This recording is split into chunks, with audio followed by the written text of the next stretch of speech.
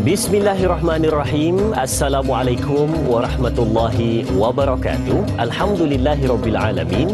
Wassalatu wassalamu ala asyrafil anbiya'i wal mursalin wa ala alihi wa sahbihi ajma'in. Allahumma salli ala sayyidina Muhammad. Allahumma salli ala sayyidina Muhammad. Allahumma salli ala sayyidina Muhammad wa ala ali sayyidina Muhammad wa ba'du. Alhamdulillah. Pertama dan selamanya, mari sama-sama kita panjatkan rasa syukur pada Allah Subhanahu wa taala kerana pagi yang berbahagia ini kita dibangunkan, diberikan kesempatan dan diberikan peluang untuk mengerjakan ketaatan kepada Allah Subhanahu wa taala, dapat bersama kita menghidupkan kehidupan, melaksanakan setiap daripada apa yang kita rancang dalam kehidupan kita, dan mudah-mudahan semuanya berada dalam jagaan Allah Subhanahu wa taala. Alhamdulillah, seperti biasa kita bawakan kepada anda perbincangan-perbincangan untuk kita bacakan dan ambil soalan-soalan dari penonton-penonton untuk kita jawab sehabis baik sesuai dengan isu semasa dan juga yang berkaitan dengan unsur-unsur kebaikan dalam kehidupan untuk kita bersama. Baik, sedang penonton, dekat-dekat dengan ketibaan bulan yang dinanti-nanti, Ramadan, bulan yang mulia, Ramadan bulan ibadat, Ramadan bulan Al-Quran, dan juga Ramadan sebagai satu bulan menginsafi diri sebagai seorang hamba yang bertakwa dan juga beriman. Pada hari ini kita akan bawakan perbincangan berkenaan dengan keuzuran ketika berpuasa. Jadi ini di antara banyak benda yang akan dipersoalkan dan juga banyak perkara yang akan kita ajukan untuk bintang ilmuwan kita pada pagi ini. Baik, hari ini kita akan bersama dengan bintang ilmuwan kita, Al-Fadil Ustaz Dr. Muhammad Nur Ustaz Dr. Nur Muhammad Hadi bin Zahalan bersama dengan kita di studio. Apa khabar Doktor? Alhamdulillah. Lebih mesra dengan panggilan Dr. HD. Masya-Allah. Kan, Dr. HD terang dan jelas. Subhanallah. Baik Ustaz, hari ini kita berpindah. Biasanya kita perbincangan berkenaan dengan fiqh solat, rukun qauli, rukun fi'li, salah faham dan juga nak betulkan, nak mempercantikkan lagi ibadat solat kita. Hari ini kita berpindah pada rukun Islam yang ketiga, iaitu ibadat puasa. Kita akan sentuh juga puasa Ramadan dan juga mungkin ada puasa sunat, dan apa-apa persoalan yang ingin diajukan boleh pergi ke dua saluran kita seperti biasa. Dan sidang penonton yang menyaksikan, jangan lupa tekan butang suka dan kongsi untuk sama-sama sebarkan kebaikan untuk ramaikan lagi penonton-penonton menyaksikan Tanyalah Ustaz pada pagi ini. Tanpa membuang masa, ayuh kita dengarkan mukadimah ke mana hala tuju perbincangan kita, keuzuran ketika berpuasa. Silakan Doktor. Bismillahirrahmanirrahim. Alhamdulillah wassalatu wassalam ala Rasulillah ajma'in.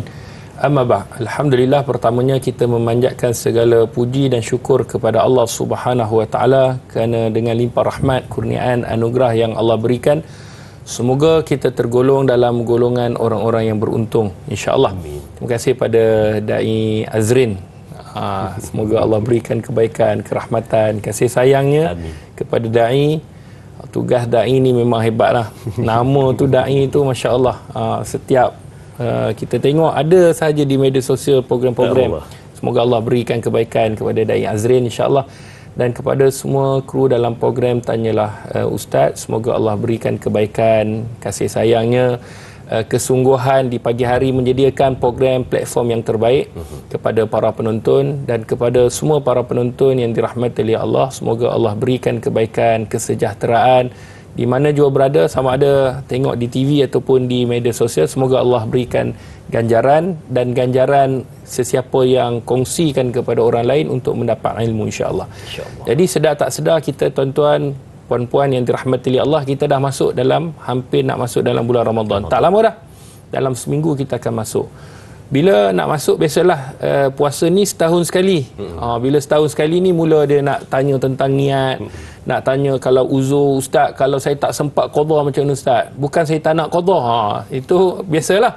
Kan, tapi tak sempat. Waktu tu nampak macam pendek.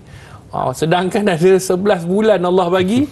Tapi bila dah hujung-hujung ni baru rasa kesedaran tu, tak sempat lah saya, tak sempat lagi 7 tak puasa juga. Jadi kita nak berbicara mengenai adakah dia perlu kena puasa ataupun tidak dalam bab uzur. Cuma nanti bab uzur ni kita pergi ke papan putih macam biasa, kita ada nota yang telah disediakan siapa dia dan sebagainya. Cuma dalam mukadimahnya, bila kita sebut dalam ayat yang menceritakan tentang keuzuran ni, bagaimana Allah Subhanahu wa taala rakamkan dalam surah Al-Baqarah. Dalam surah Al-Baqarah ayat 184. yang mana Allah ceritakan mengenai tentang puasa. Firman Allah, Bismillahirrahmanirrahim, ayyaman ma'dudat, faman kana minkum maridan aw ala safarin fa'iddatun min ayyamin ukhar. Kata Allah Subhanahu wa taala, itu ayyaman ma'dudat. Hari ni, puasa ni hanya beberapa hari. Dia tak puasa setahun. Puasa ni hanya beberapa hari. Hanya beberapa hari tu, seperti yang kita tahu, kita nak puasa nanti kita kena tengok anak bulan. Nak esok nak raya pun tengok anak bulan. Jadi itu beberapa hari saja dalam 30 hari lebih kurang. Kemudian Allah Subhanahu wa taala menyentuh, maka sesiapa di antara kamu yang sakit, faman kana minkum maridan, sakit, au ala safarin, ataupun dalam keadaan musafir. Kemudian Allah sebut fa'iddatun min ayyamin ukhar, maka kamu boleh gantikan pada hari lain. Jadi persoalan dia, apa hikmah Allah bagi kepada kita rukhsah ni, kelonggaran? Ini persoalan yang perlu kita tahu, sahabat-sahabat penonton yang dirahmati oleh Allah Subhanahu wa taala. Yang pertama, kata ulama, kenapa Allah berikan, sedangkan kalau Allah minta kita puasa, kita kena puasa. Macam solat, kenapa Allah beri kepada kita solat? Kalau dalam keadaan tak boleh bangun, maksudnya dalam keadaan berdiri, kena duduk, tak boleh duduk baring, kenapa tak macam tu juga puasa? Sedangkan solat ni kita kena buat, sentiasa kena buat. Maknanya, melainkan dia gila ataupun meninggal je. Yang tu tak apa. Tapi kalau dalam keadaan sakit, dalam keadaan macam mana, kalau dia tak boleh nak berwuduk, orang lain wudukkan. Tapi puasa Allah bagi kelonggaran. Menunjukkan bahawa yang pertamanya sifat rahmatnya Allah, kasih sayangnya. Sebab Allah tahu manusia ni, kalau dia dalam keadaan dia tak makan, mungkin kesihatan dia. Tapi solat dalam keadaan dia baring, dia tidak melibatkan kesihatan, tidak melibatkan pergerakan yang banyak.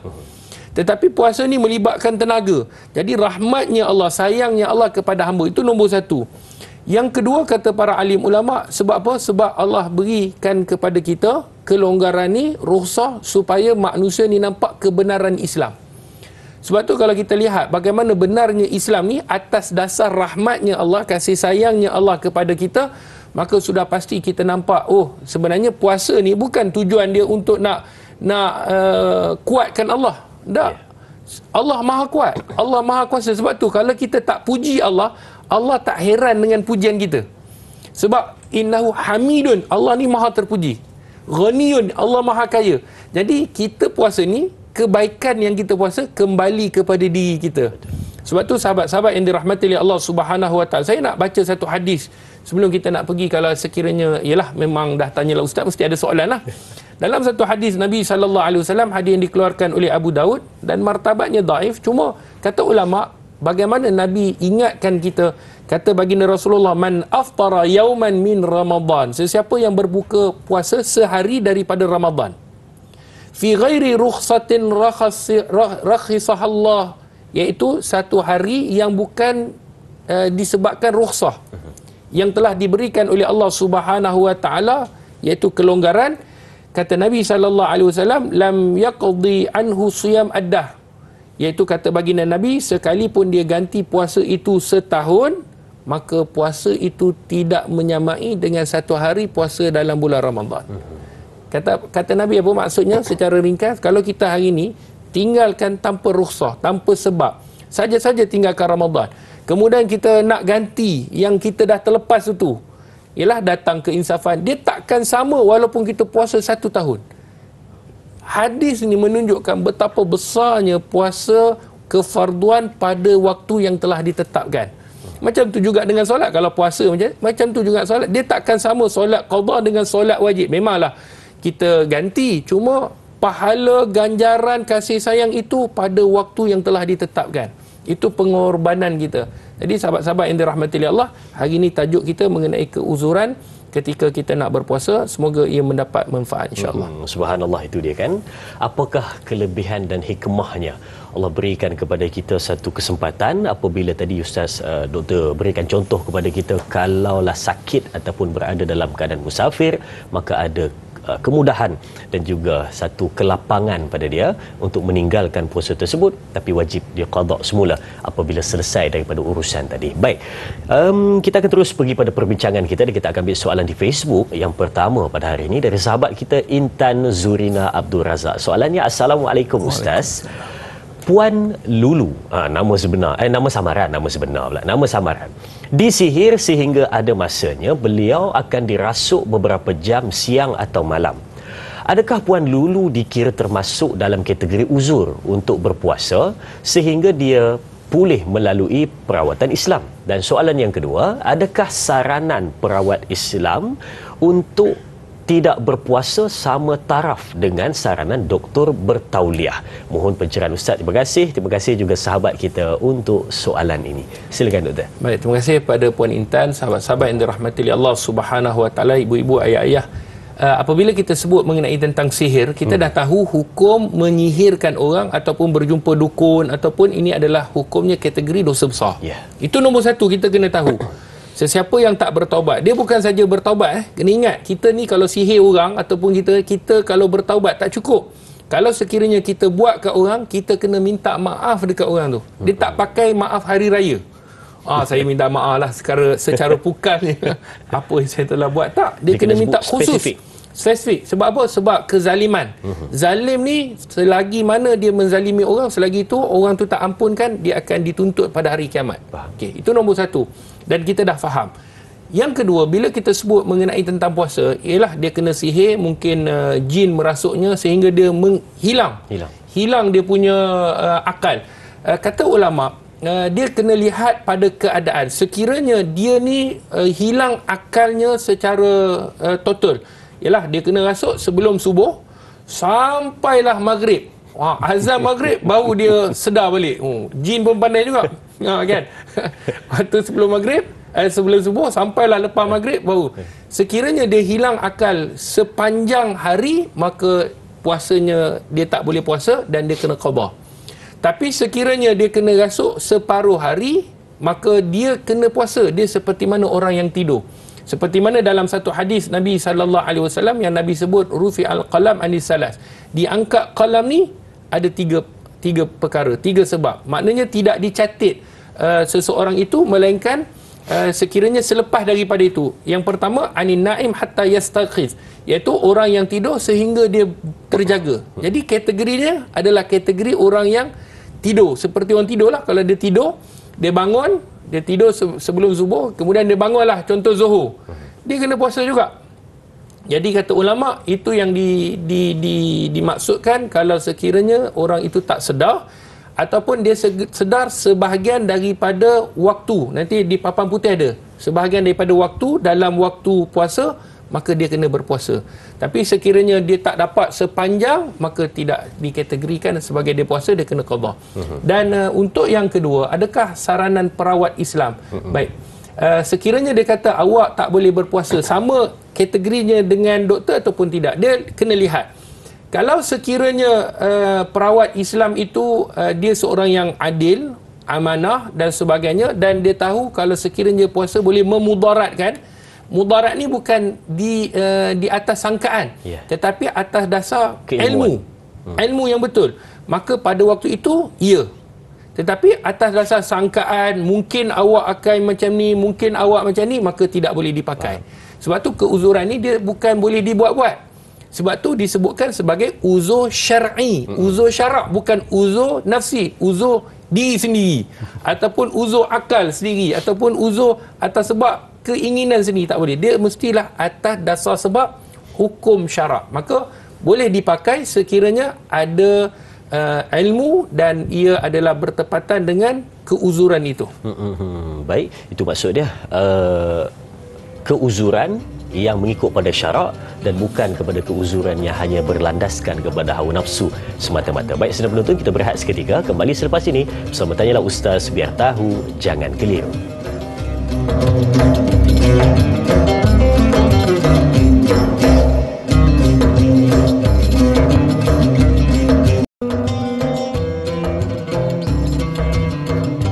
Alhamdulillah, terima terima kasih dan terima kasih diucapkan kepada semua penonton tetap setia bersama dengan kita mengikuti perbincangan Tanyalah Ustaz, biar tahu jangan keliru. Baik, pada ketika ini kita bersama di Papan Putih untuk kita melihat seterusnya nota-nota dan juga perkara penting yang menjadi puncak ataupun tunjang utama perbincangan kita pada hari ini tentang keuzuran ketika berpuasa. Tadi doktor dah janjikan kepada kita apa sebenarnya maksud keuzuran dan bagaimana kita nak faham keuzuran yang dibolehkan untuk meninggalkan ibadat berpuasa tersebut. Jom kita bersama dengan doktor. Silakan. Baik, terima kasih pada Dai Azrin, sahabat-sahabat penonton yang dirahmati oleh Allah Subhanahu Wa Taala. Bila kita sebut tentang uzur, dia ada maksud yang tersendiri tentang keuzuran. Sebab uzur ni bukan boleh dibuat-buat. Dan sudah pasti bila sebut uzur ni, uzur syarak ni, dia adalah rukhsah ataupun kelonggaran yang diberikan oleh Allah Subhanahu Wa Taala ataupun baginda Nabi sallallahu alaihi wasallam untuk sesuatu ibadah. Maksudnya ada kelonggaran di sana sesuatu ibadah. Jadi kita nak pergi dengan lebih lanjut, kita tengok ke Papan Putih. Jangan lupa kongsikan dengan sahabat-sahabat yang lain. Kalau kita lihat keuzuran ketika berpuasa, ada beberapa keuzuran yang diiktiraf oleh syarak. Tetapi maksud uzur itu suatu keadaan yang menjadi penghalang. Itu kata kuncinya. Maknanya sesuatu perkara yang menjadi penghalang dalam melaksanakan tuntutan syarak. Bila kita nak buat tuntutan syarak itu ada penghalang, ada sebab. Yang tak boleh kita nak melakukan contohnya ibadat solat ataupun puasa ataupun zakat ataupun haji ataupun apa-apa ibadah saja yang mungkin ada penghalang. Contoh solat. Contohlah kita kata solat. Mungkin ada penghalang, ada sebab. Sebab mungkin dia waktu itu dia gila. Sebab tak boleh nak semayang ataupun dalam keadaan dalam keadaan dia mungkin dalam keadaan dia tak boleh solat dalam keadaan berdiri, dia kena duduk, ataupun mungkin sebab-sebab yang tertentu yang terpaksa dia tertidur sehingga menyebabkan solat ada rukhsah di sana, ada kelonggaran yang dia boleh qada. Baik, begitu juga dengan puasa. Di sana juga ada sebab-sebab yang menghalang yang kita akan bincangkan khusus untuk puasa. Begitu juga dengan zakat, sekiranya dia asnaf, maknanya ada penghalang yang tak boleh dia nak mengeluarkan zakat, kan, dia bankrupt dan sebagainya. Dan begitu juga dengan haji. Kalau COVID baru hari itu kita dihalang untuk pergi menunaikan haji. Padahal kalau fikir, biarlah kita mati waktu menunaikan haji lagi bagus daripada mati dalam atas katil. Tetapi di sana ada sebab. Jadi tak dibenarkan untuk kita nak pergi ke sana, ataupun sebab-sebab mungkin tak ada kemampuan dan sebagainya. Maknanya maksud uzur ni dia mesti tuntutan syarak.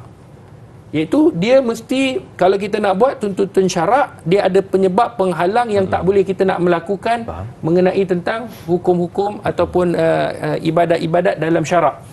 Baik, yang kedua, yang ni penting. Siapa dia golongan yang diberikan rukhsah? Rukhsah ni maksudnya diberikan kelonggaran. Itu maksud rukhsah. Baik. Yang pertama, orang yang dalam keadaan sakit. Ini kategori pertama, dalam keadaan sakit. Iaitu sakit kritikal dan mendapat kebenaran doktor. Dia mesti doktor. Tadi kalau kata ustaz, kalau tok bomoh boleh tak? Dia tengok juga. Kalau dia yang jenis, ialah kalau kita bahasa kita bomoh ni, boleh juga perawat Islam, tapi kebiasaan kita akan panggil perawat Islam lah.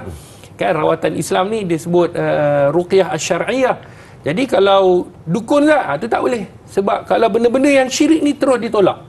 Tetapi sekiranya dia ada ilmu, kepakaran dalam bidang dia, dan dia kata kalau awak puasa mungkin boleh menyebabkan kemudaratan pada kesihatan awak yang kritikal contohnya, maka barulah waktu itu diterima. Ini disebutkan oleh para alim ulama. Begitu juga dengan doktor. Sekiranya doktor tengok awak tak boleh puasa ni, kalau awak puasa awak akan lebih mudarat. Contohnya kalau mereka yang dalam keadaan yang sakit, dia buat dialisis dan sebagainya, mungkin ada ubat yang perlu dimakan ikut time pukul 3 petang. Dia tak boleh kita anjak sampai pukul 7. Dia 3 petang ubat tu kena wajib makan setiap hari. Maka pada ketika itu doktor kata awak tak boleh puasa. Itu dia adalah sakit kritikal. Okey, jelas. Maka dia boleh dibenarkan untuk berbuka puasa. Yang kedua, orang yang bermusafir dengan cukup syarat-syaratnya. Kena cukup syarat. Maksudnya bermusafir cukup syarat ni apa? Dia yang pertama dia mesti titik A ke titik B. Maksudnya ada checkpoint.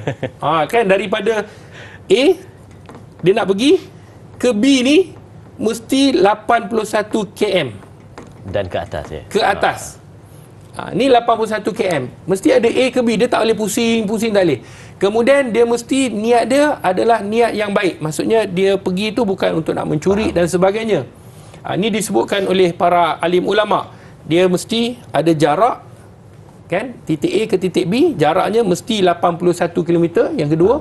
Kemudian dia mesti disebutkan sebagai tujuan yang baik.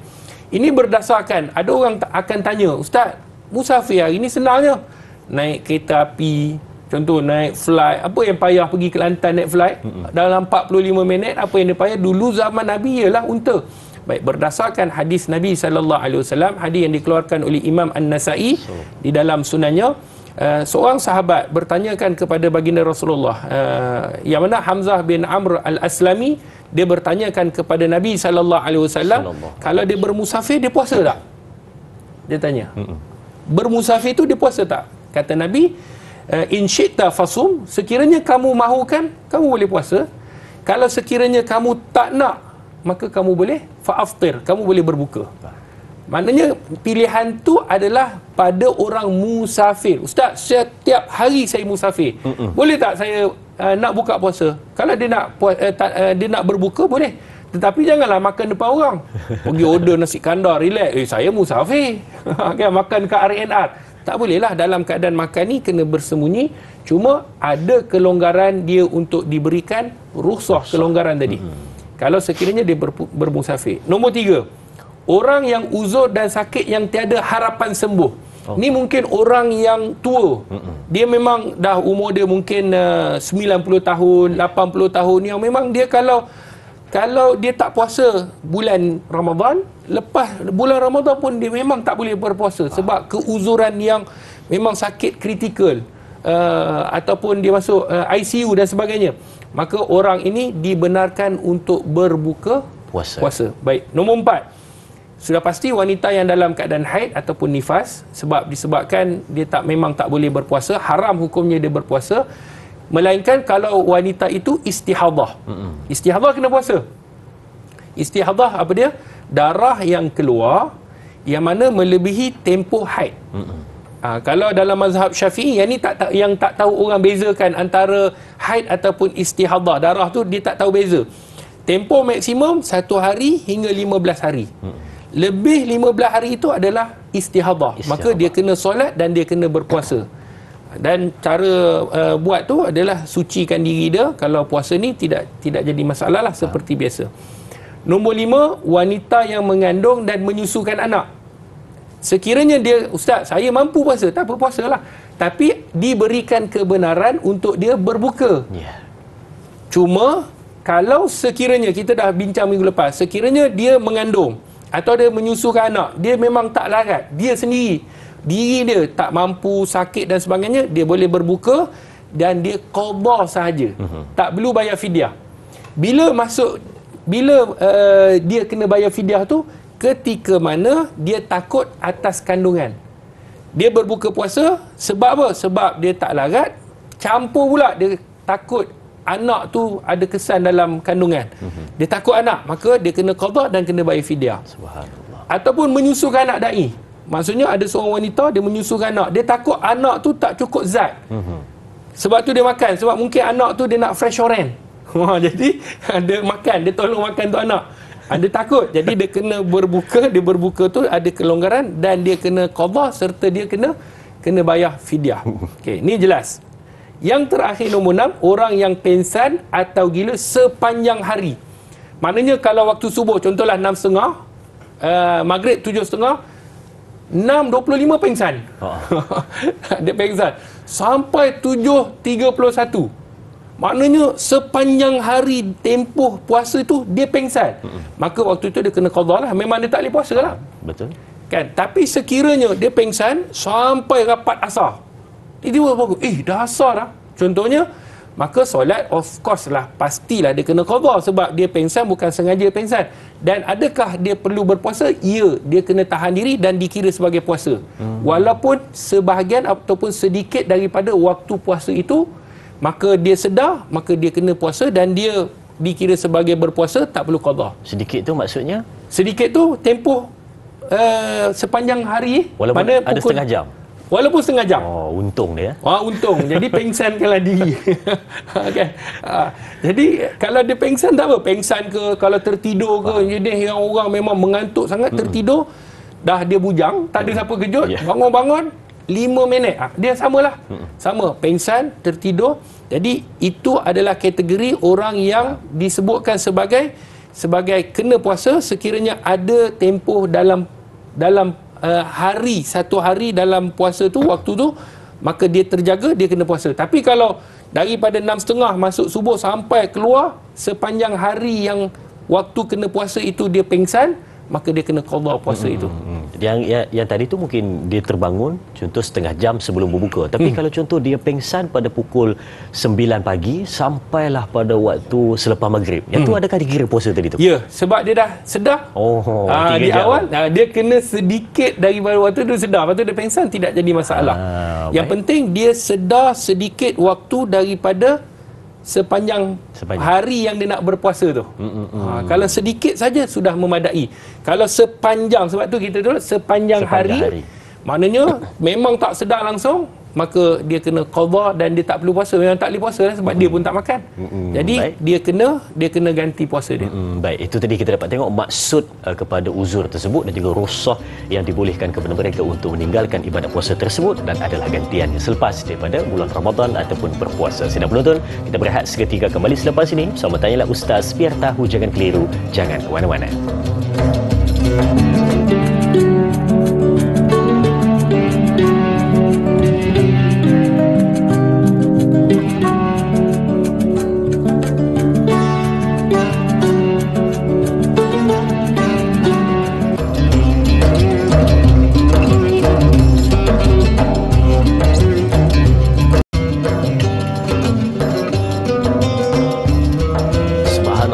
Alhamdulillah, kita kembali bertemu untuk teruskan perbincangan kita.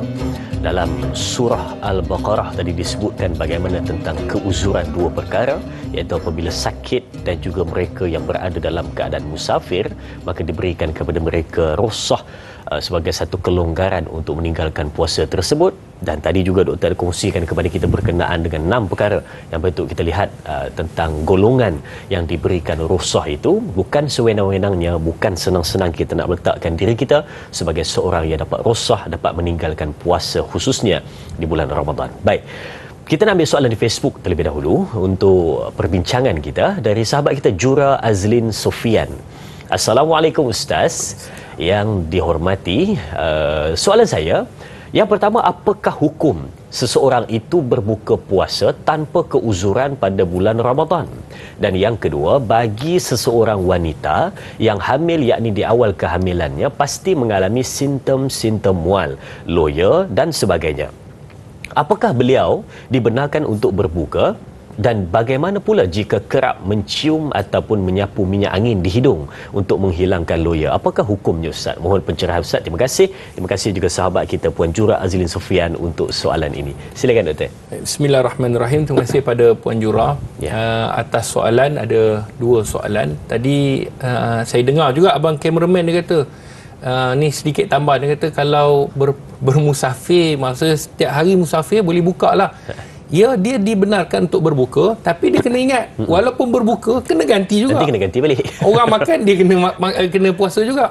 Jadi walaupun setiap hari dia bermusafir, maka dia kena juga berpuasa waktu-waktu sekiranya selepas daripada Ramadan, dia wajib kena ganti juga. Bukan kata dia tak perlu ganti.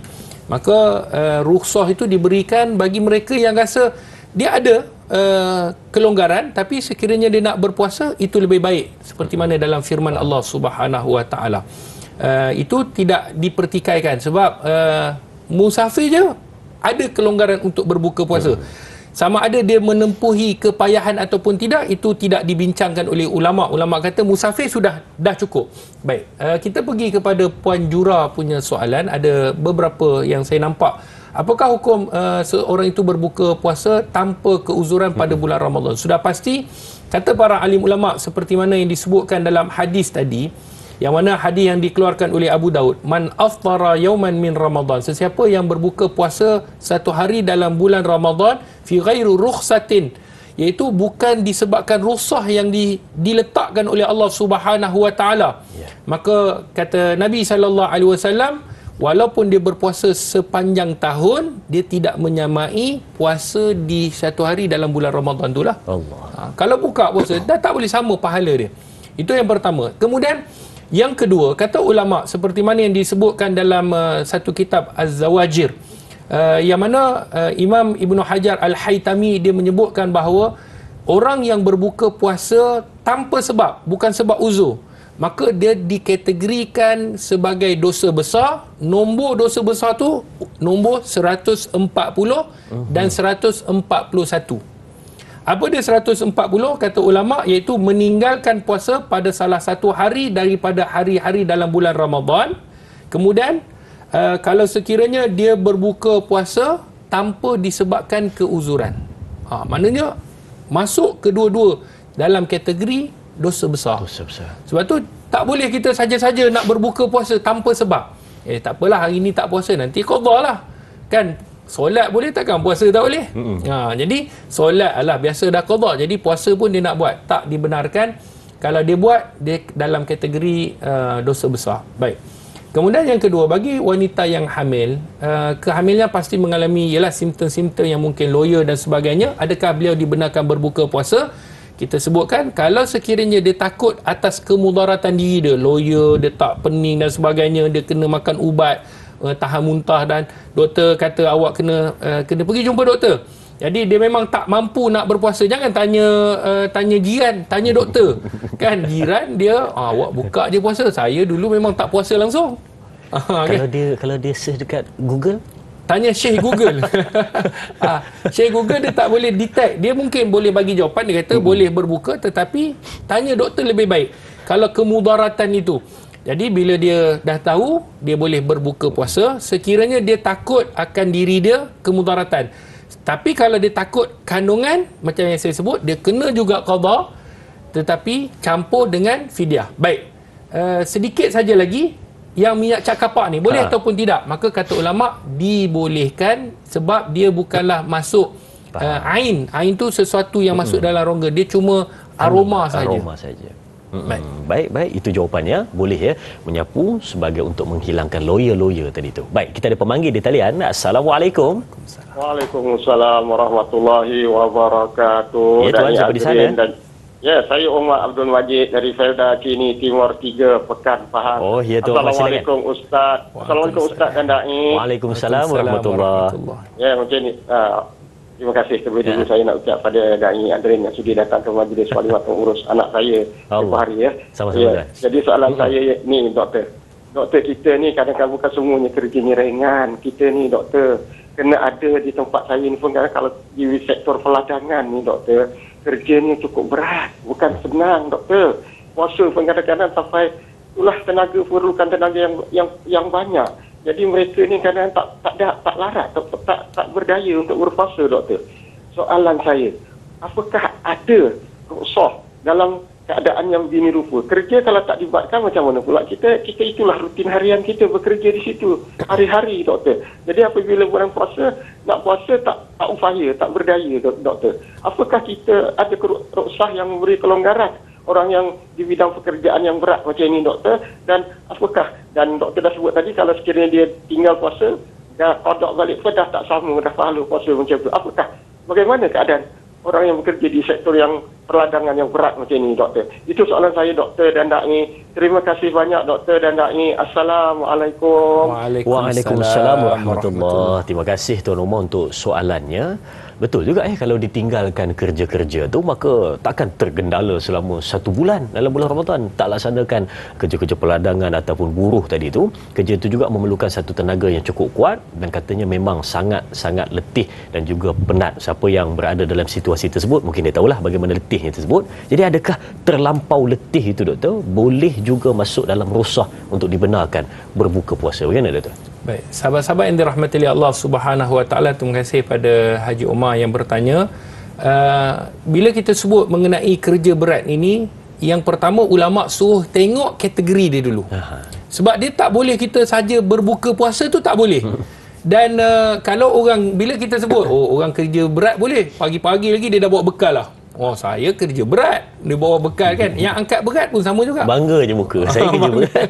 Kan siap ikat tepi lagi. Teh tarik. Contohnya kan gantung. Jadi kita kena ingat bahawa kerja berat ini memang dibincangkan oleh para alim ulama. Dr. Yusuf Al-Qardawi pun telah membincangkan isu ni dengan benar. Cuma dia ada syarat dia. Dia bukan kerja berat terus boleh. Tidak, dia ada syarat dia. Syarat yang pertama, kerja tu memang tak boleh tangguh. Maknanya kerja itu perlu dibuat segera. Tak boleh tangguh. Kalau boleh tangguh, maka tangguhkan dulu. Kalau sekiranya benda tu, ialah, ni saya sebut syarat. Mungkin kata mana boleh tangguh Ustaz? Okey, kalau tak boleh tangguh, kita pergi syarat kedua pula. Kan? Kalau boleh tangguh, tangguhkan dulu. Mungkin dia boleh kata, tak apalah, kita cuti lah. Kalau boleh lah. Kalau tak boleh, baru disebutkan yang kedua syaratnya adalah, kalau sekiranya di siang hari dia boleh jadi letih, boleh tak buat malam hari? Ni dibincangkan dulu ulama. Tapi kita tak boleh sajalah, Ustaz, susahlah malam nanti nak ni kena bayar OT. Tu ikut kita lah, sebab kita dah tahu. Sebab puasa tu kalau memudaratkan kita, maka kita kena faham tentang syarat-syaratnya. Dia bukan sesuka hati. Kalau sekiranya boleh dibuat malam hari, macam contoh orang yang buat jalan kan, kadang-kadang malam hari, siang dia kata okeylah, adalah kerja-kerja ringan, tapi yang nak buat berat ni dia kata boleh tangguh malam, maka kena puasa dia juga. Tapi kalau memang kata yang pertama tak boleh tangguh, yang kedua malam tak boleh, peladangan bahaya dengan ular sawa dan sebagainya, keselamatan. Okey, kalau tak boleh, kata ulama, adakah dia ada tak macam contohnya giliran, atau dia seorang saja yang kena buat? Kan, padahal dia kerja pejabat je, memanglah pejabat peladangan, dia kerja pejabat, tapi dia taklah melibatkan tenaga dia, maka dia tu kena puasa. Yang melibatkan tu ada tak shift dia? Contoh hari yang dia kena buat susah, payah, kata ulama dia kena puasa dahulu. Dia bukan bangun-bangun pergi dengan sarapan, tak, dia kena puasa. Ketika mana dia tak mampu betul-betul, baru dia boleh buka. Dia kena puasa. Sebab tu ulama sebut apa? Dia kena niat puasa malam hari. Dia kena puasa. Kemudian sekiranya dia dah betul-betul tak mampu, dia buat kerja ni memang tak mampu, nak angkat pun tak boleh. Nak angkat contohnya yang kelapa sawit tu kan, nak angkat pun tak boleh. Kemudian memang dah betul-betul dahaga. Kalau sekiranya dia tak buka, boleh memudaratkan. Waktu tu baru dibenarkan untuk berbuka. Sekiranya benda tu tak capai, kan, tak capai, tak dibenarkan untuk berbuka. Bukanlah bermaksud saya nanti sebut boleh dia tapau dengan roti jalanya semalam yang more punya dia bawa, dia makan. Aku kerja pelan, tak boleh. Dia kena niat, dia kena cek dulu, boleh kerja tu tangguh tak boleh, kemudian boleh tak dibuat pada malam hari, ada tak orang lain boleh ganti. Yalah, mungkin non-Muslim, kita bagi jadual, kita ambil yang ringan, dia ambil yang berat. Contohnya boleh begitu. Jadi biarkan dia buat dulu, kita tak payah buat. Ataupun kita buat kerja ringan. Kalau sekiranya semua benda ni telah kita ambil, puasa dulu. Bila tak mampu dan betul-betul boleh memudaratkan ni, maksudnya kita rasa memang kita dah tak boleh pergi dah, kita rasa baru dibenarkan, kata ulama. Tapi jangan pagi-pagi dah buka, dah orang kata, sebab alasan kerja pelanan tak dibenarkan, kata para alim ulama. Dan kalau pula satu tambahan sedikit daripada soalan tadi tu, kalau contoh dia tu terlampau lapar, macam mana pula doktor? Boleh ataupun tidak berbuka puasa? Baik, sekiranya dia mungkin ada pernah terjadi, dia tak makan, memang dia tak makan, dia makan kurma saja. Dia ialah dia nak IF dan sebagainya lah. Kemudian esok tu memang terlampau lapar sehingga boleh menyebabkan kemudaratan diri dia. Jadi doktor sarankan untuk dia makan, waktu itu dibenarkan. sekiranya kemudaratan. Cuma orang-orang yang nak berpuasa dia kena tahulah, sebab ini adalah tuntutan syiar Islam tu. Dia tak boleh memandang ringan atas ibadat. Kalau kita hari ni dunia kita pulun sungguh-sungguh, kenapa ibadat kita tak buat sungguh-sungguh? Jadi kalau bagi mereka yang nak buat, mungkin dia nak buat pemakanan, diet dan sebagainya, dia kena buat aturan. Kalau sekiranya dia memang betul-betul terlalu lapar sehingga memudaratkan ni apa dia? Boleh membinasakan diri sendiri. Itu kata ulama. Maka waktu itu barulah dibenarkan untuk berbuka puasa. Tetapi sekiranya dia tak mudarat, dia kata dia mudarat, dia kata, sedangkan dia tak mudarat, maka dosa itu termasuk dalam dosa besar kerana berbuka tanpa keuzuran, termasuk dalam dosa 140 sehingga 141 antara dosa-dosa besar. Pilihan di tangan kita semua.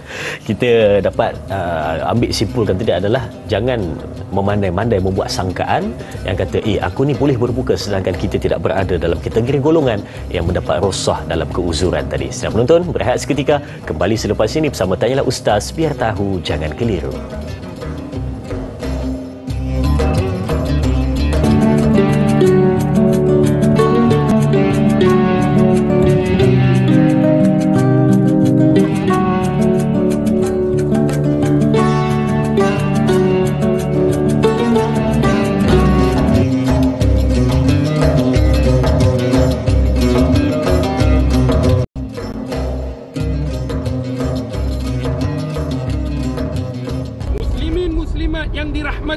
Subhanahu wa ta'ala. Inilah Kompleks Akademi Al-Bayan. Alhamdulillah, kita telah memasuki 15 yang terakhir untuk menuju bulan Ramadan. Ayo sama-sama kita memberikan infak 71,000 kaki persegi. Kita memerlukan tuan-tuan, puan-puan untuk berinfak, berwakaf bagi melahirkan para da'i mu'alaf di Kompleks Tahfiz Dakwah Anak-anak Mu'alaf yang pertama di Malaysia. Sumbangan tuan-tuan amat kami hargai dan di sisi Allah akan diberikan kebaikan dan ganjaran, insya-Allah. Akademi Al-Bayan, satu agama, pelbagai bangsa.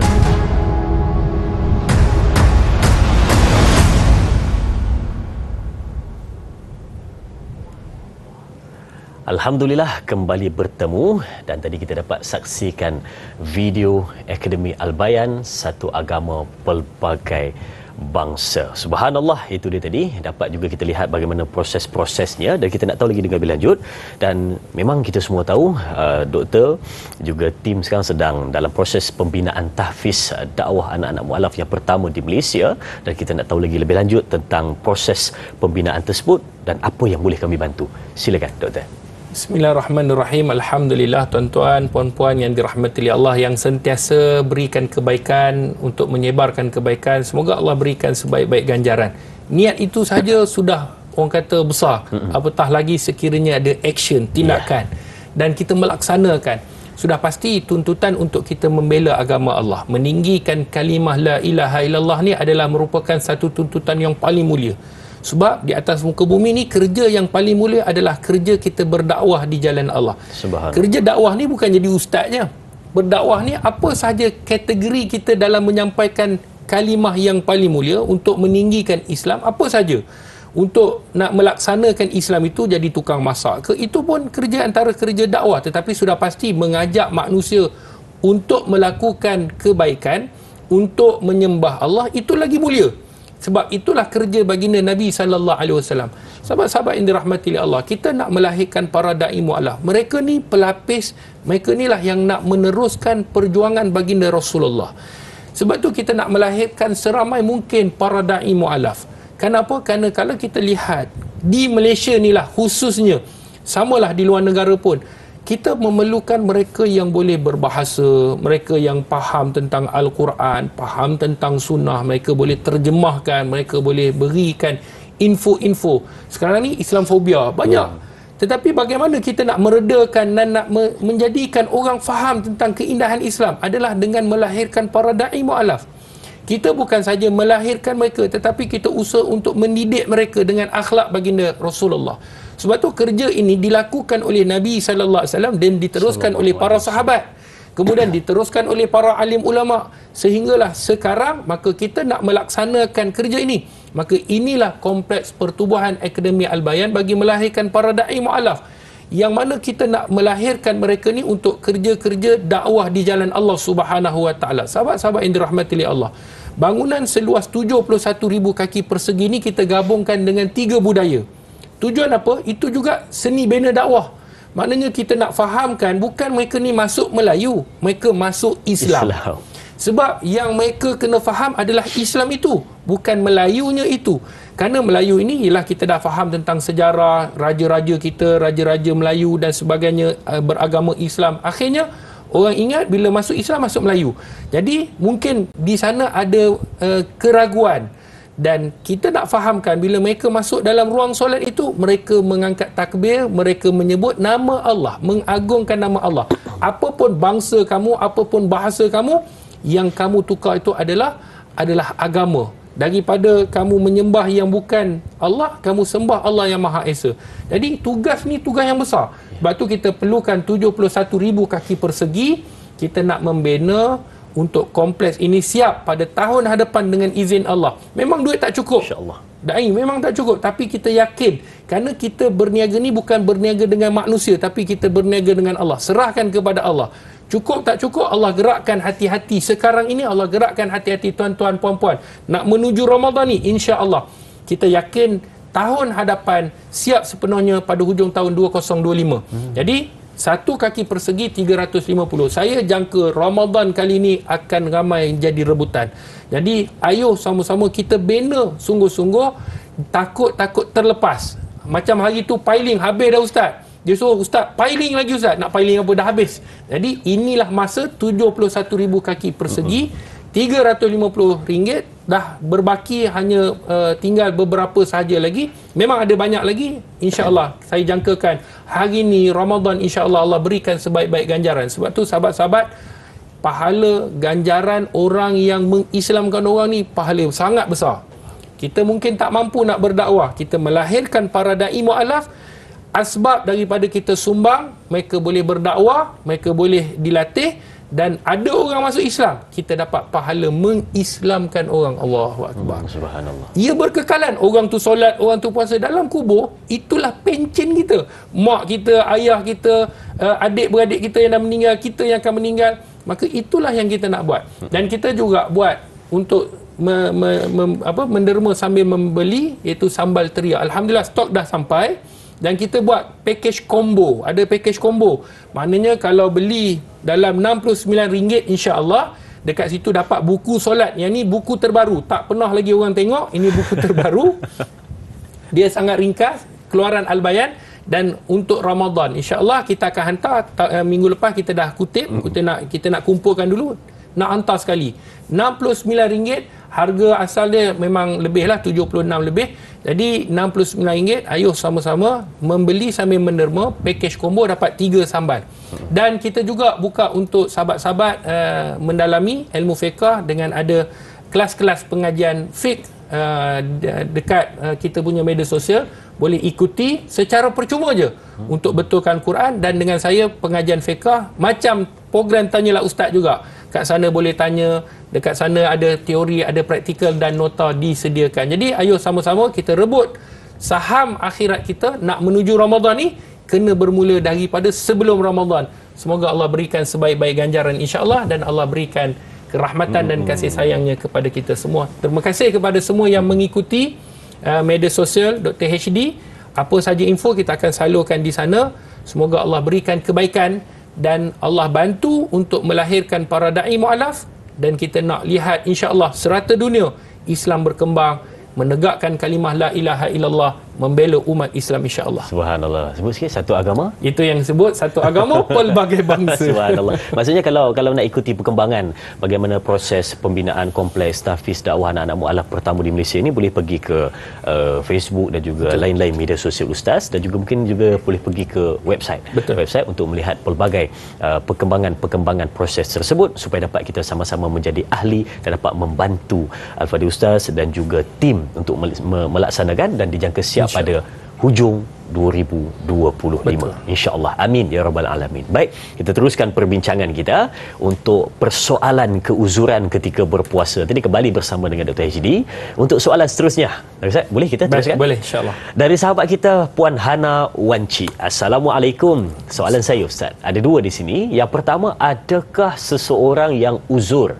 dan telah nyanyuk mendapat rukhsah untuk meninggalkan puasa? Dan soalan kedua, apabila orang uzur telah meninggal, waris telah membayar fidyah, adakah boleh waris si mati mengqadakkan puasa ibu bapa mereka? Mohon pencerahan Ustaz. Terima kasih. Terima kasih juga sahabat kita untuk soalan ini. Silakan Doktor. Baik, terima kasih pada Puan Hana. Ada dua soalan. Adakah seorang yang uzur dan telah nyanyuk itu mendapat rukhsah? Baik, nyanyuk ini orang yang hilang ingatannya. Dan dia terbahagi kepada dua. Ini boleh tanya pakar lah, pakar otak dan sebagainya. Dia kena tengok, dia bukanlah nyanyuk je, oh dia boleh buka puasa dah. Sebab tu kata syarat dia sangat ketat. Kata ulama, sekiranya nyanyuknya ataupun hilang ingatannya separa-separa, maknanya kejap ingat, kejap lagi lupa balik, lepas tu ingat. Baik, ini disebut sebagai orang yang separa nyanyuk, maka dia kena puasa. Ketika mana dia ingat tu, bagi tahulah tengah puasa ni.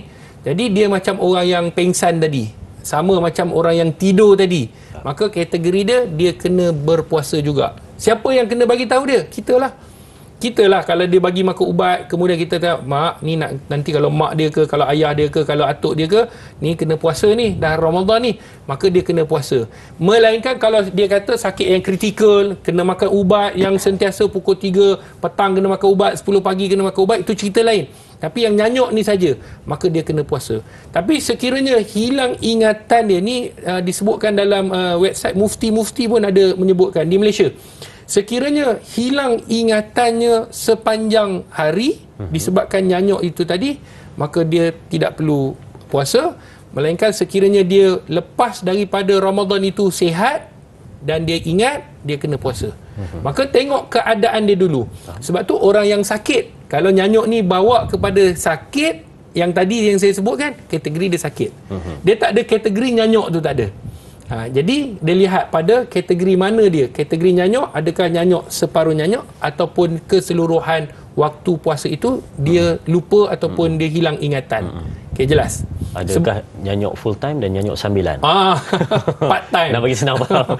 Contohnya macam tu. Sebab orang yang nak puasa ni kena akal kan, berakal. Jadi walaupun gurau tu, tapi nak bagi faham nak macam tu lah. Full time ni maksud sepenuhnya. Part time ni maksudnya separuh, kadang-kadang dia nyanyuk, kadang-kadang dia tidak. Maka kalau sekiranya separuh ni, dia kena berpuasa.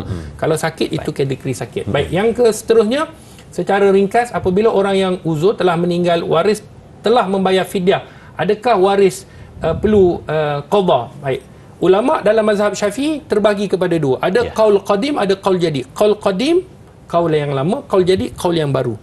Qaul yang baru kata tak perlu puasa. Tetapi Imam Nawawi sendiri dan ada beberapa ulama dalam mazhab Syafi'i kata qaul qadim dia kena berpuasa berdasarkan hadis Nabi SAW. Maka sekiranya orang yang meninggalkan puasa itu keuzuran, dan uzur dia lepas Ramadan, dia memang boleh puasa. Kena ingat tu, dia ada dalam dua kategori. Ada orang yang sakit, mak, contohlah kita ambil mak kita, semoga mak-mak kita diberikan kesihatan. Ni nak bagi contoh je. Mak kita sakit, kemudian lepas Ramadan dia ada waktu untuk berpuasa. Ni satu kategori. Ada orang yang sakit tak sembuh-sembuh, kemudian dia meninggal. Maka ini kategori yang kedua. Kategori yang pertama tadi, dia sakit, kemudian dia ada waktu untuk berpuasa, dia meninggal, dia hutang dengan Allah. Maka bila dia hutang dengan Allah, ulama sebut sama ada bayar fidyah, pakai duit dia. Sebab tu sebelum nak buat pembahagian, bayar fidyah dulu. Sekiranya keluarga nak berpuasa, maka ada dalam hadis Nabi boleh berpuasa untuk si mati yang keluarga. Kalau bukan keluarga, kena minta izin kepada ahli keluarga. Contoh, kalau saya nak puasa untuk Dai Azrin, contoh, saya bukan ada saudara mara, tapi saya nak berpuasa, ni contoh jadi saya kena minta kebenaran daripada waris dia. Saya nak puasa lah sebab dia kawan rapat saya. Jadi waktu tu boleh. Kalau yang tadi yang uzur yang tak ada sembuh, memang dia sakit-sakit-sakit, bawa kepada meninggal, maka tak perlu disebutkan para alim ulama tak perlu ganti qada, dia bayar fidyah sebab dia sakit hari yang dia sakit itu.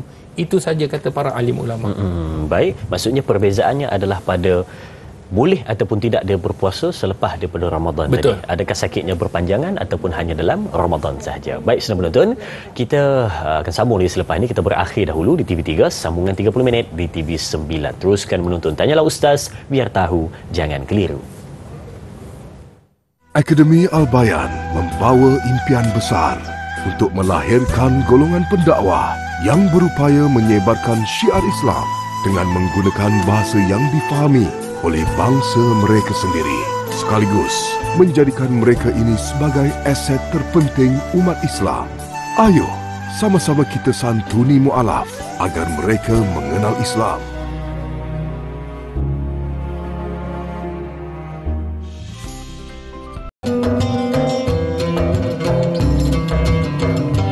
Alhamdulillah, kembali untuk teruskan perbincangan kita bersama Tanyalah Ustaz, biar tahu, jangan keliru tentang keuzuran ketika berpuasa. Tadi banyak kita kupas berkenaan dengan maksud daripada keuzuran tersebut.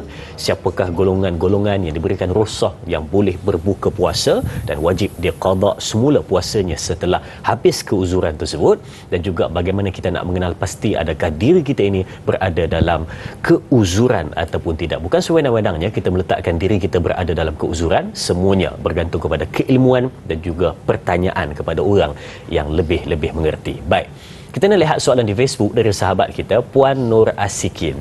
Assalamualaikum Ustaz, soalan saya, bagaimana mereka yang keuzuran seperti sakit yang tiada harapan untuk sembuh, tidak mampu untuk berpuasa, atau pesakit seperti kencing manis, darah tinggi dan lain-lain yang bergantung kepada ubat-ubatan setiap hari?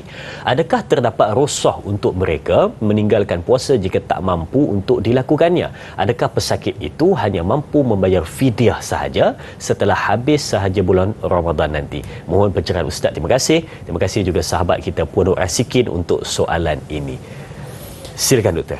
Baik, terima kasih pada Da'i dan terima kasih pada Puan Nur Ashikin. Satu soalan yang kita memang inilah yang ditanya, kalau sekiranya dia tak mampu dan sakit itu bukan sakit yang biasalah, sakit yang kritikal yang boleh membawa kepada kematian, sakit yang berpanjangan, ataupun dia memerlukan ubat-ubatan yang perlu dia makan pada waktu-waktu yang tertentu yang seperti yang kita sebutkan tadi, maka kita kena bahagikan. Saya nak perjelaskan sedetail sedikit, iaitu kalau sakit ni, orang yang ada sakit yang dia boleh sembuh, dia sakit waktu Ramadan tapi dia boleh sembuh lepas Ramadan.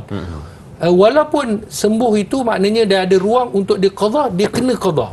Contohlah, dia sakit, kemudian waktu Syawal tu dia sihat. Syawal dia sihat, baik. Lepas tu dia sakit balik. Waktu Syawal sekiranya dia tak qada, maka dia berdosa. Sebab apa? Dia katakanlah dia tahu yang dia akan, ialah dia sakit kejap, tak sakit kejap kan. Tapi waktu dia sihat tu dia kena puasa. Kalau tidak, dia akan jadi sakit, maka dia dikira sebagai hutang dengan Allah Subhanahu Wa Taala. Dia berbeza dengan orang yang sakit tua, yang memang dia tak mampu langsung, ataupun sakit yang memang tak ada waktu sembuh. Tadi sakit ada waktu sembuh dengan sakit yang tidak ada waktu sembuh. Sakit yang ada waktu sembuh dia kena puasa dan dia kena qada waktu selepas Ramadan ni lah. Tapi sakit yang tidak ada waktu sembuh, maknanya sakit yang uzur, ialah macam contoh orang tua lah kan, kadang-kadang dia memang sekarang pun tak boleh puasa, lepas puasa pun tak boleh puasa, memang saya sakit. Jadi waktu tu ada keuzuran yang berpanjangan seperti mana dalam soalan ini, maka dia kena bayar fidyah saja. Kata ulama seperti mana di dalam ayat Al-Quran surah Al-Baqarah, boleh buka ayat 184, Allah sebut wa 'alal ladzina yutiqunahu fidyatun ta'amu miskin. Kemudian wajiblah ia berpuasa sebanyak hari yang dia buka, iaitu pada hari-hari yang lain kalau sekiranya dia mampu. Kalau tak mampu, wajib atas orang-orang yang tidak terdaya berpuasa kerana sakit tua ataupun sakit yang berpanjangan yang tidak ada waktu untuk sembuh, maka dia membayar fidyah. Fidyah dia iaitu memberi makan orang yang miskin. Dia tak sama macam zakat. Ada orang keliru, Ustaz, boleh tak saya nak bagi mu'alaf fidyah saya? Tak boleh. Sebab mu'alafatul qulub ni asnaf zakat. Tapi kalau dia kategori mu'allaf tapi dia miskin, boleh. Dia mesti miskin, fakir ataupun miskin lah. Maka dua itu saja untuk fidyah. Itu kata para alim ulama, bayar fidyah. Baik. Ada sedikit pendetailan ulama. Bila nak bayar fidyah ni? Adakah di awal Ramadan? Ataupun, ialah dia dah tahu dah, mak saya ni memang sakit, tak boleh, saya nak bayar awal-awal. Boleh ataupun tidak. Ataupun hari yang dia tak puasa. Macam contohnya, hari ni dia tak puasa, malam baru bayar fidyah. Ataupun dia tinggalkan sampai hujung Ramadan. Dia kumpul semua. Kumpul, hujung Ramadan, bayar sekali. Maka ulama' berbeza pandangan. Ini dalam mazhab Syafi'i sendiri. Kata para alim ulama' dalam mazhab Syafi'i sendiri kata dibolehkan. Harus, boleh dibayar. Maknanya kalau sekiranya awal Ramadan, dia bayar. Tapi masuk Ramadan lah, awal Ramadan. Dia bayar. Terus sebulan. Dia tahu mak dia tak boleh sembuh. Ayah dia tak boleh sembuh, dia bayar sebulan. Tapi yang paling afdal adalah hari yang tak puasa, hari tu dia bayar. Hari ni dia tak puasa, habis dia buka puasa, pergi bayar. Sekarang ni senang, online je kan. Boleh masuk dekat zakat punya tempat pengurusan tu lah. Pengurusan dia ada kategori membayar fidyah tak puasa kan. Jadi masuk kat situ. Tapi kalau sekiranya nak kumpul hujung, itu pun dibolehkan. Maknanya nak buat, yang penting dibolehkan untuk nak membayar. Dan paling afdal, hari yang dia tak puasa, hari tu yang dia bayar. Sebab hari tu, esok dia tak tahu hidup ke tak hidup. Kalau dah meninggal, buat apa bayar fidyah?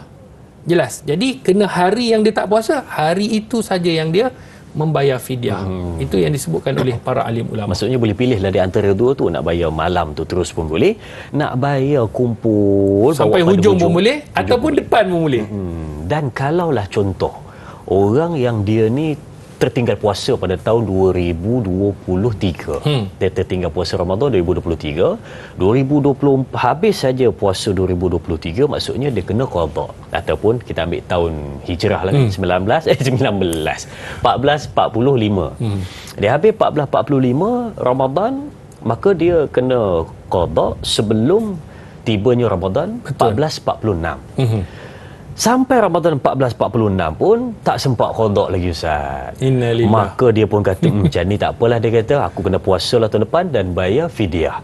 Sampai 1447 pun tak sempat lagi qada yang 1445. Jadi kalaulah dah selang 2 tahun, adakah ada penambahan pada qada puasa tersebut dan juga fidyah dia tadi? Bagaimana doktor? Baik, sahabat-sahabat yang dirahmati Allah, soalan penting ni. Ramai kadang-kadang dia dah tinggal 5 tahun, 6 tahun. 5 tahun. Ada yang 10 tahun.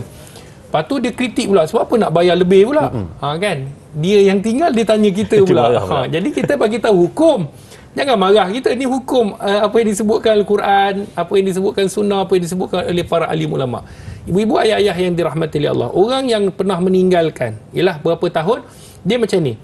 Tahun yang dia tinggalkan, macam Ramadan lepas, dia kena ganti Ramadan ni sebelum masuk Ramadan yang seminggu akan datang ni lah. Sekiranya dia qada, tak perlu bayar fidyah. Tetapi sekiranya melangkaui 1 tahun itu, kan, 45 dia tak puasa, 1445 dia tak puasa contohnya, sampai 1446, sebelum sampai Ramadan 1446 dia kena puasa saja. Tetapi sekiranya dia dah melepasi 1446, dah masuk Ramadan, dan dia kena ada 20 hari dia tak puasa sini, banyak 20 hari tak puasa, jadi 1446 20 hari lagi, maka dia wajib qada 40 hari bersama dengannya fidyah. Kena bayarlah fidyah. Sebab apa? Denda lah, fidyah ni denda dia lah.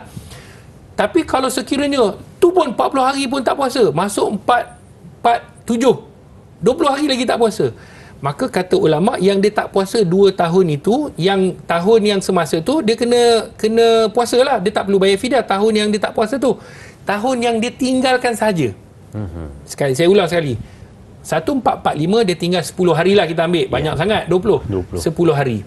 Okey, 1446 tu sebelum tu dia kena puasa lah. Okey, masuk 1446 dia tak puasa juga, maka dia kena qada dan kena fidyah lah. Kemudian 1446 tu dia tinggalkan puasa. Dia kena ganti puasa 446 tu pada tahun tu tak puasa. Maka masuk 1447. Ada 10 hari, 2 tu kena bayar. 1447 pun dia tinggalkan juga puasa. Jadi yang tahun semasa itu dia kena qada, tak perlu fidyah. Faham. Yang kena fidyah ni adalah tahun yang dah selang puasa yang tahun berikutnya. Baik. ada ulama berbeza pandangan. Ada negeri-negeri, 14 negeri, saya dah buat jadual lah. Hari tu saya dah buat jadual dengan berapa harga dia. Ada yang RM4, wilayah RM4. Kalau ada yang RM1 lebih. Bergantung kepada beras dan keadaan lah. Itu dikeluarkan oleh mufti. Baik. Kalau sekiranya negeri-negeri, ada beberapa negeri, dalam 2 negeri saja yang tak perlu gandaan. Tak perlu gandaan. Maknanya kalau dia tinggalkan 20 hari je lah dia bayar. Tapi ada yang gandaan. Berapa tahun dia tinggal? 5 tahun. Okey. Cara kiraan dia nanti minggu depan saya akan buat kiraan detail. Hari dia tinggalkan 10 hari. Berapa tahun? Kali dengan 5. 5 tahun dia tinggal. Dah 5 tahun. Kali pula dengan RM1.50 contoh. Itulah jumlah yang dia akan bayar. Ada negeri, berapa yang dia tinggalkan? 10 hari.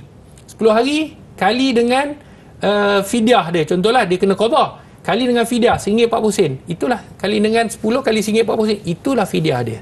Ada 2 negeri. Negeri mana Ustaz? Tu kena cari sendiri lah. Kejap lagi dia kata, Ustaz boleh tak kalau saya tak nak yang sini, saya nak yang ke sana. Sebab banyak ni 20 tahun ni. Jadi jawapannya, negeri mana kita duduk, negeri tu yang kita bayar. Macam tu juga zakat. Di mana kita kerja, di situ kita bayar. Ini kata ulama. Nanti dia kata pula, saya duduk sini tapi lahir sana. Kerja kat sini, kena bayar di negeri tu. Sebab tu kadang-kadang ulama berbezalah. Di mana kita nak kena keluarkan fidyah dan zakat ini? Di negeri yang kita cari sumbernya. Kalau kita cari di Selangor. Kalau cari di Kedah lah. Kalau cari di Terengganu lah. Di Johor dia. Sebab sumber tu dapat di sana, pulangkan kepada sana. Faham? Jadi itu perbincangan yang panjang para alim ulama. Bukanlah itulah jawapan satu-satunya. Ada perbezaan-perbezaan yang pelbagai. Maksudnya dapat saya simpulkan, pada hari bilangan berpuasa itu dia tidak ada gandaan. Tak ada gandaan. Tapi pada fidyah ada negeri yang ada gandaan. Ada yang tak ada, ada yang ada gandaan. Melainkan sedikit je. Orang yang mengandung takut anak dia, walaupun dia kena qadha, dia kena juga bayar fidyah kalau takut anak. Susu ataupun mengandung yang takut anak, walaupun dia tinggalkan, maka dia kena juga bayar fidyah. Baik, faham. Takut dia terlepas pandang perkara itu kan. Baik, sedang penonton, kita berehat seketika. Banyak lagi perbincangan selepas ini. Jangan ke mana-mana, teruskan menonton Tanyalah Ustaz, biar tahu, jangan keliru.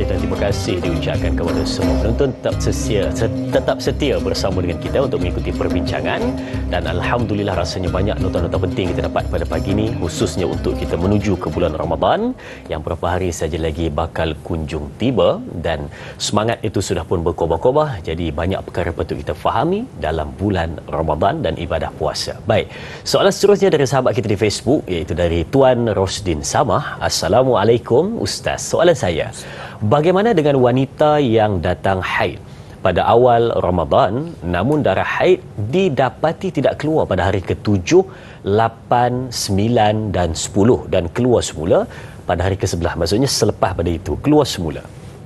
Adakah dia wajib berpuasa dan dikira sah puasanya pada 4 hari tersebut dalam keadaan dia masih berada dalam iddah haid? Mohon pencerahan Ustaz. Terima kasih juga sahabat kita Tuan Rosdin Samah untuk soalan ini. Silakan Doktor. Baik, terima kasih pada Encik Rosdin Samah. Satu soalan yang orang lelaki tanya untuk wanita. Ya. Okey, soalan ini sangat penting. Sebab apa? Sebab dalam bulan Ramadan ada orang yang makan pil tahan haid. Dia kata, Ustaz, saya Ramadan ni saya nak full. Sedangkan Allah bagi dia cuti. Jadi dia dibenarkan untuk tidak berpuasa. Tetapi kalau sekiranya dia pilih untuk makan pil haid, ni sebelum jawab ni, pil haid, maka boleh ataupun tidak? Hukumnya harus boleh lah. Cuma lebih baik kalau sekiranya ikut keadaan. Orang kata kalau sekiranya dia tak boleh puasa, tak boleh puasa lah. Dan perlu atas nasihat doktor. Baik, sekiranya dia tak makan pil haid, pil untuk ni lah, cegah haid tu, maka kebiasaan dia akan datang yang mana seperti darah haid ataupun yang kita sebut darah haid ataupun istihadah. Baik. Dia ada dua kategori. Sama ada orang itu mengenali darah dengan orang yang tidak mengenali darah. Sebab darah haid ni ada ciri-ciri yang kita dah bincang dah. Warna dia pekat, hitam, kemerahan, likat lah. Kalau darah istihadah ni dia cair.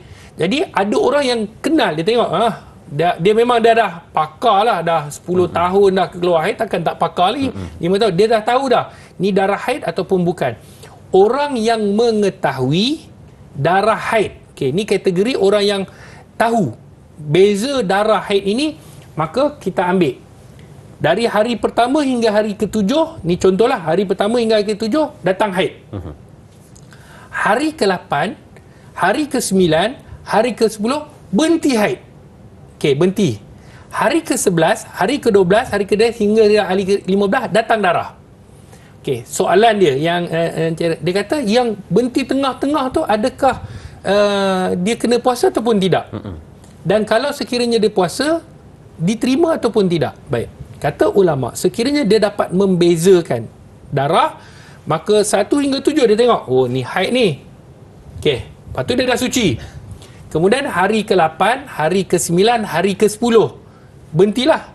Tiba-tiba hari ke-11 datang balik. Dia tengok, ini bukan darah haid, ni istihadah. Maka 8, 9, 10, 11, 12, 13 sampailah ni dia kena puasa. Faham? Sebab dia dapat beza kan. 7 hari je dia tahu haid. Yang hari walaupun tak melebihi 15. Sebab dalam mazhab Syafi'i, tempoh maksimum 15 hari. Bagi orang yang tak tahu darah haid. Mungkin pertama kali anak-anak yang umur mungkin baru 14 tahun, 15, dia tak tahu pun beza. Tanya mak pun tak tahu, ayah tak tahu. Maka dia tempoh maksimum 15 hari. Okey je lah. Tapi yang tahu, kalau sekiranya 7 hari, dia kata 7 hari ni haid. Hari ke-8, 9, 10 berhenti, dia dah puasa dah. Hari yang ke-11 dia tengok, keluar darah. Dia tengok pula, ni darah istihadah. Maka dikira sebagai darah istihadah, dia kena puasa. Faham. Sebab dia tahu. Tapi kalau yang tak tahu langsung, maknanya tak tahu beza, mana hari ke-8, 9, 10, 11, 12 itu adalah dikira sebagai haid, tempoh maksimumnya adalah 15 hari. Lepas 15 hari, keluar lagi darah, itu disebut sebagai istihadah. Bagi mereka yang tak dapat bezakan. Okey, jelas? Jelas. Tapi kalau sekiranya dia dapat beza ni, dia pakar beza ni, hari 1 sampai 7 dia tengok ni haid, 8, 9, 10 berhenti, 11 keluar ni macam haid ni, dia lebih zon, dia lebih kepada haid. Maknanya 8, 9, 10 tu masih lagi dalam kategori haid. Sebab ialah dia tersilap, mungkin dia tersilap. Faham. Okey, 8, 9, 10 itu dalam kategori haid. Sebab tempoh maksimum haid ni 15 hari. Jadi ustaz, rugilah saya. Dia kira rugi untung lah. Rugilah ustaz. 8, 9, 10 saya dah puasa dah. Nak kena qadha pula. Ganjaran Allah bagi. Jadi puasalah. Kan puasa ada 365 hari, tolak dah 30 hari. Ada berapa lagi? Ada 130 hari lagi. Puasa je lah. Kan Isnin Khamis dapat pahala kan. Jadi macam tu. Jangan kira untung dan rugi dengan Allah ni. Kan kadang-kadang rugi ustaz. Saya nak puasa, jangan rugi.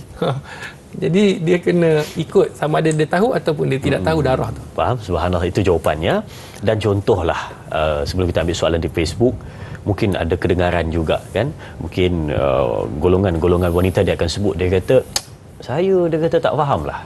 Kenapa dia kata semayang kalau datang haid tak kena qadha, tapi puasa kena qadha pula, dia kata. Kalau mereka bertanya seperti ini, bagaimana kita nak jawab pada mereka, Ustaz? Aisyah pernah marah orang yang bertanya begitu. Sebab ada orang tanya, kenapa puasa kena qadha solat? Baik. Ulama membahaskan sebab solat ni berat. Sebab solat ni 5 waktu. Kali dengan 7 hari. Cuba kira kali. Puasa 1 hari tu pun, kita ada yang skip. Ni solat 5 waktu. Kali pula dengan katakanlah dia 7 hari dia, 5 kali 35. 35 tu banyak kan. Jadi keringanan Allah bagi.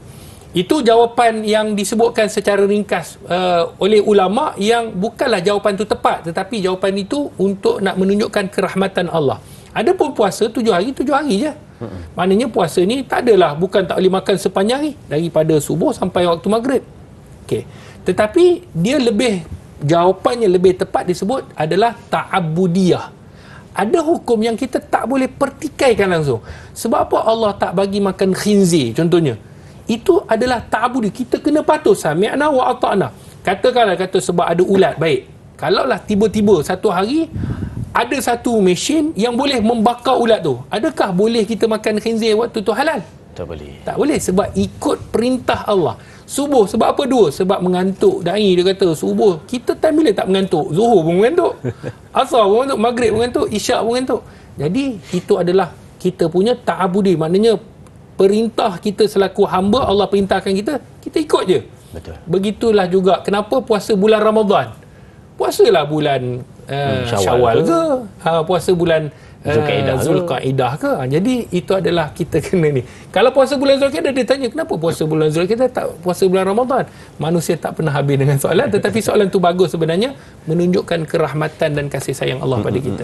Kan dia bertanya kenapa solat kena qada dan puasa kenapa solat tak perlu qada dan puasa perlu pula pada qada. Itu jawapan daripada Ustaz sebentar tadi. Baik. Soalan di Facebook dari sahabat kita juga tentang keuzuran terpaksa melaksanakan beberapa kaedah perubatan dalam bulan Ramadan ataupun sedang berpuasa. Katanya dari Puan Juhara Abu Bakar, Assalamualaikum Ustaz, ketika sakit telinga, doktor terpaksa memasukkan kamera ikut lubang telinga kerana perlu melihat keadaan di dalam telinga pesakit. Adakah perbuatan ini boleh membatalkan puasa? Mohon pencerahan Ustaz. Terima kasih. Terima kasih juga sahabat kita Puan Juhara Abu Bakar untuk soalan ini. Silakan doktor. Terima kasih kepada Da'i, kepada Puan Johara atas soalan. Kita kena tahu yang pertama, rongga terbuka. Ya. Rongga terbuka jika masuk sesuatu ke dalam, maka dia boleh menyebabkan batal puasa. Apa dia rongga terbuka? Telinga, lubang hidung, mulut, jalan depan, jalan belakang. Okey, itu kita tahu rongga yang terbuka. Mata Ustaz, mata tak rongga terbuka. Tak ada lagi orang minum air pakai mata kan. Jadi rongga terbuka, yang terbuka. Itu satu. Nombor dua, kita kena tahu juga, satu tahu rongga terbuka. Yang kedua, kita kena tahu had zahir dan had batin. Ada had zahir, contohnya memasukkan, minta maaf Ustaz, masukkan jari. Jari dalam mulut, adakah batal? Dia kira, batal. Masuk rongga terbuka? Tak lagi. Dia ada, itu had zahir. Had zahir ni kalau masuk tidak batal.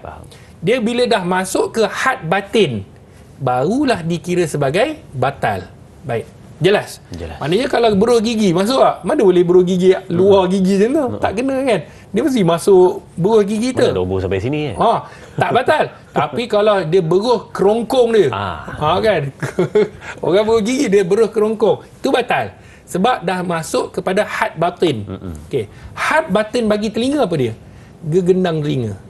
Jadi kata ulama, Imam Ghazali sebut sendiri, sekiranya melepasi gegendang, kalau cuci telinga masuk skop ni, dia takkan lepas gegendang. Dia sebab gegendang ni ada selaput kan, dia punya ni kan, kalau siapa pernah tengok. Jadi sebelum tu dia tengok ada tak dia bersihkan, itu tak batal lagi, itu had zahir. Tapi tak ada lagi orang masuk sampai ke had lepas gegendang, tak ada lagi. Jadi kalau masuk baru batal, disebutkan sebagai batal. Sebab tu kita kena tengok had zahir dan had batin. Dan ada beberapa sedikit tambahan lah, walaupun tidak ada yang bertanya, tapi Ustaz tunggu juga. Ustaz, kalau saya makan, dia ada makan ubat, orang yang jantung ni ada makan ubat, letak bawah lidah. Ubat tu cair, dia masuk saluran darah. Adakah batal? Kata ulama tidak batal. Sekiranya dia bukan pil telan tau, dia letak, dia cair dekat ujung, dia kena bawa letak bawah lidah. Ni bagi orang yang sakit jantung. Orang yang asma ni semput lah, dia kena pakai inhaler tu kan.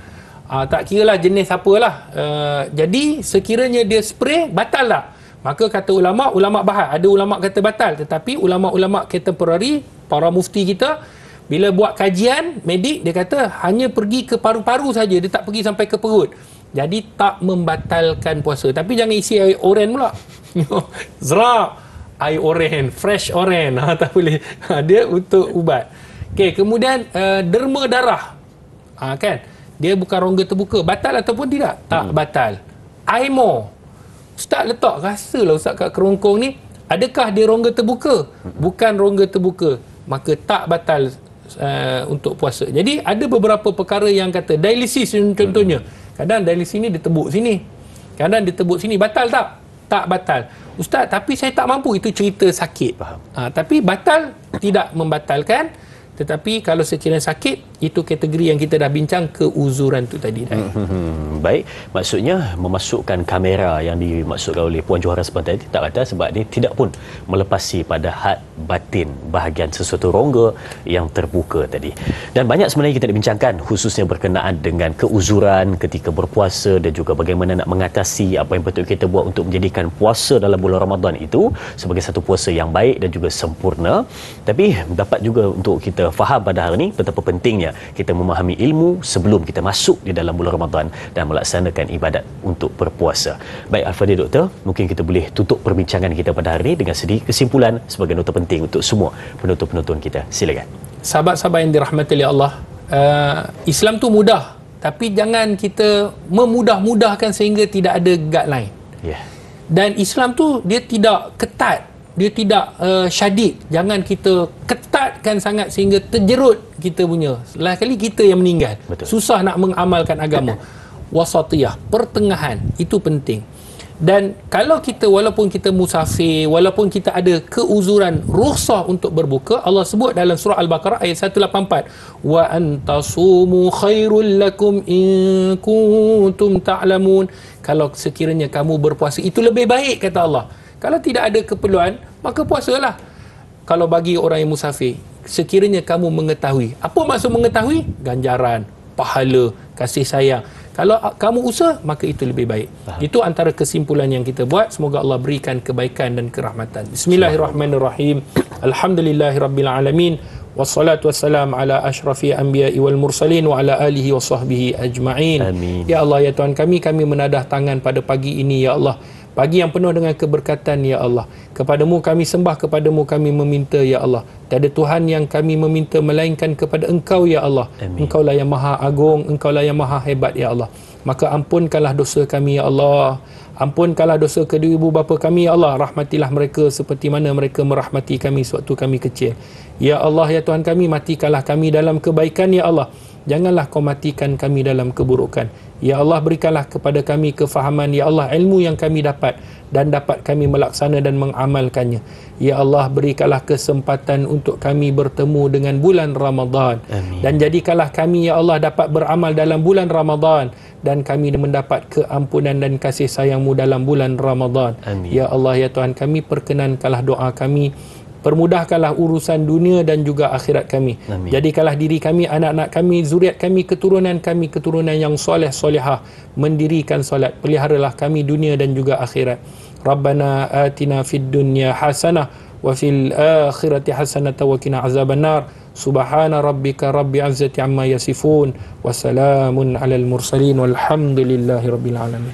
Amin amin ya rabbal alamin. Alhamdulillah. Selesai perbincangan kita untuk keuzuran ketika berpuasa, dan mudah-mudahan ini sebagai satu nota penting menuju Ramadan pada tahun ini. Sedang penonton, kita ucapkan terima kasih kepada Al-Fadhil Doktor. Terima kasih diucapkan kepada semua penonton. Kita tutup dengan tasbih kafarah dan suratul Asr. Subhanakallahumma wa bihamdika asyhadu an la ilaha illa anta astaghfiruka wa atubu ilaih. Bismillahirrahmanirrahim. Wal 'asr innal insana lafi khusr illa alladhina amanu wa amilus solihat wa tawasaw bil haqqi wa tawasaw bis sabr. Sekian, berjumpa lagi. Teruskan menonton Tanyalah Ustaz biar tahu jangan keliru. Assalamualaikum warahmatullahi wabarakatuh.